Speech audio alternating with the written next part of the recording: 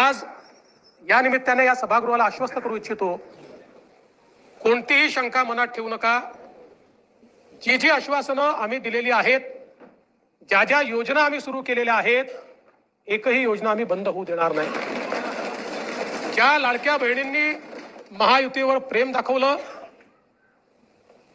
हे अधिवेशन संपल्याबरोबर डिसेंबर महिन्याचा हप्ता त्यांच्या खात्यामध्ये आम्ही टाकतो आणि काहीच बदल नाहीये।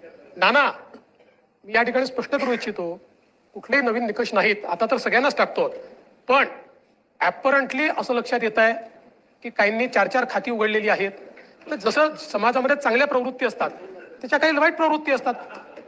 एखादी योजना जर चुकीच्या पद्धतीने कोणी वापरत असेल तर जनतेचा पैसा आहे, तुमची आमची सगळ्यांची जबाबदारी आहे की तो योग्य प्रकारे गेला पाहिजे। आता मागच्या काळात आम्हाला लक्षात आलं, माणसानेच 9 खाती काढली, आता त्याला लाडकी बहीण म्हणायचं कसं? पण लाडका भाऊ म्हणू शकत नाही, कारण बहिणींच्या पैशावर डल्ला मारतो तो लाडका भाऊ कसा? त्यामुळे असे जे आहेत,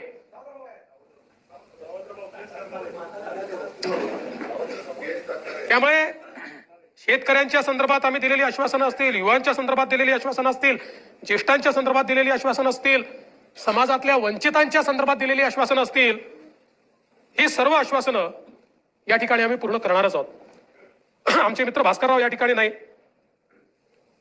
पण माझे सरकार याच्यावरच त्यांना परवा आक्षेप होता। आता तसे फार हुशार आहेत ते, इतके वर्ष त्यांनी राज्यपालांचं भाषण देखील ऐकलेलं आहे। कदाचित शाळेत असताना नागरिक शास्त्राला दांडी मारत असतील ते,